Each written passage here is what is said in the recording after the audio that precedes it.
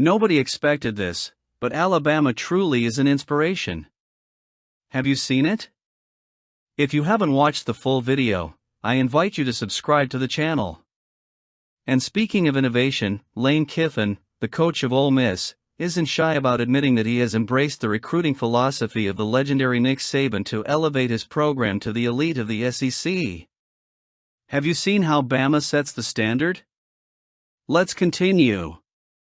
Kiffin, with a noteworthy clarity, detailed his approach during the SEC Media Days, revealing a deliberate strategy to bolster his roster with players of caliber and stature comparable to those at Alabama and Georgia. Lane Kiffin, with his usual innovative spirit, has brought in one of the most robust transfer classes in college football, featuring stars like former Texas A&M five-star Walter Nolan, and other significant additions like Princely Umanmielen and Antoine Wells Jr. These choices are not mere additions to the roster. They are a clear sign that Ole Miss has been learning from Bama. Under Kiffin's leadership, Ole Miss has shown consistent growth but faces the challenge of overcoming the barriers set by top teams like Alabama and Georgia, which so far has proven to be a difficult hurdle.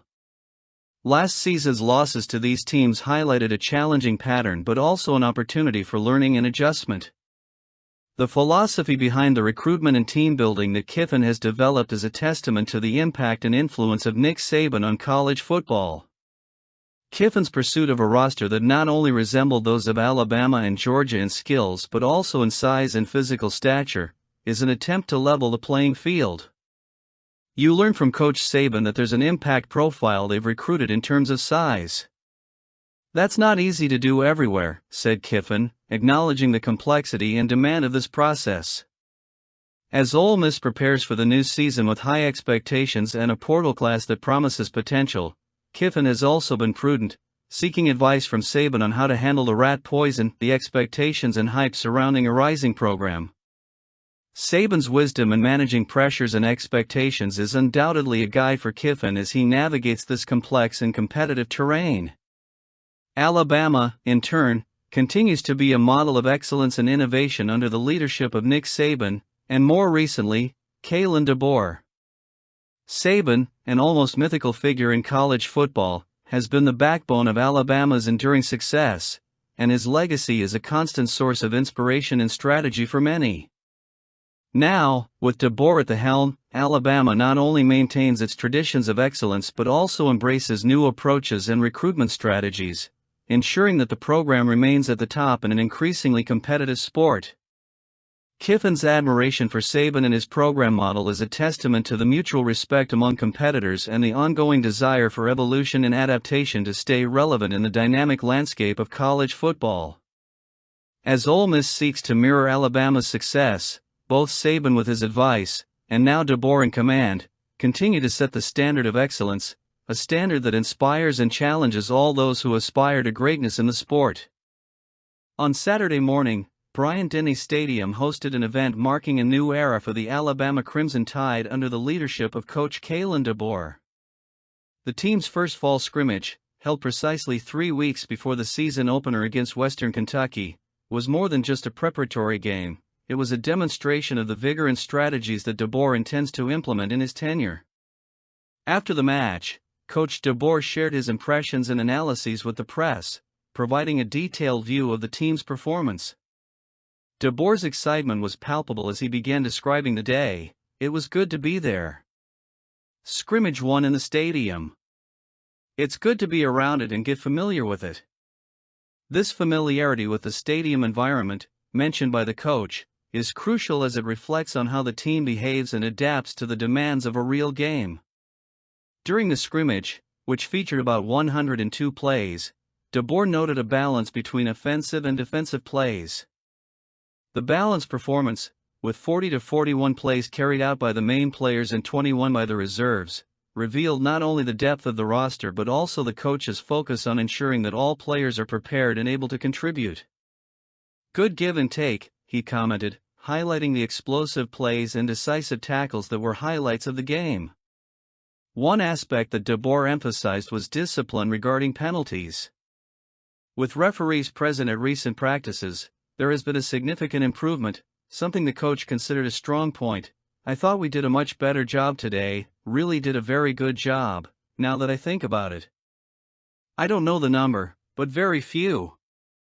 This control of penalties is crucial, as it shows that the team is more attuned to the rules and less prone to committing errors under pressure.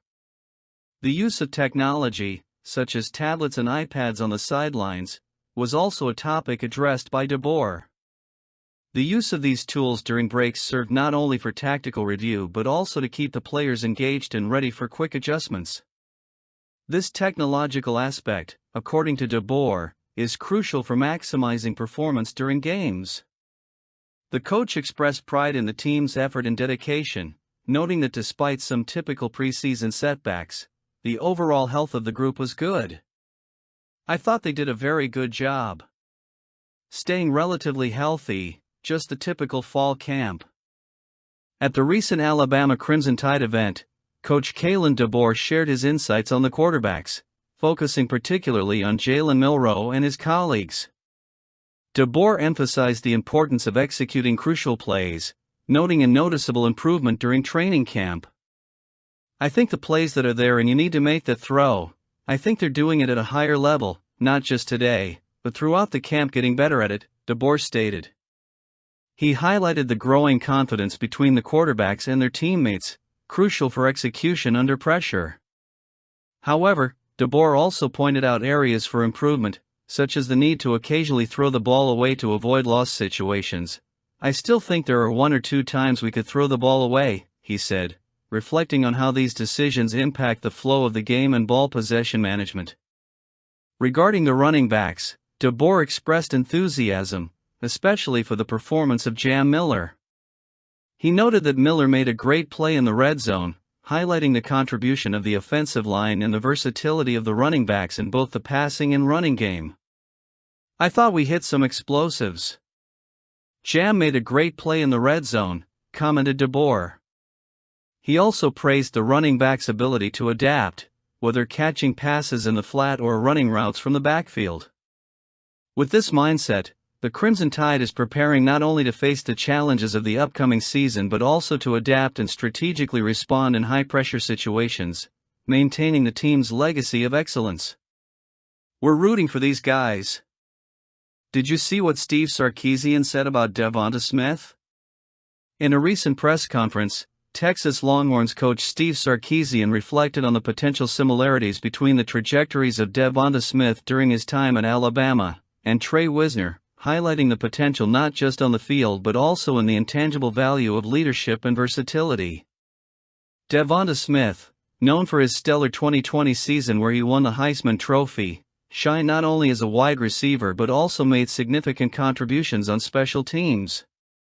Smith racked up an impressive 1,856 yards and 23 touchdowns on 117 receptions, in addition to effectively returning kickoffs and punts. His ability to adapt and impact the game across multiple facets was a point of pride for Alabama and an example of how a player can positively influence a team.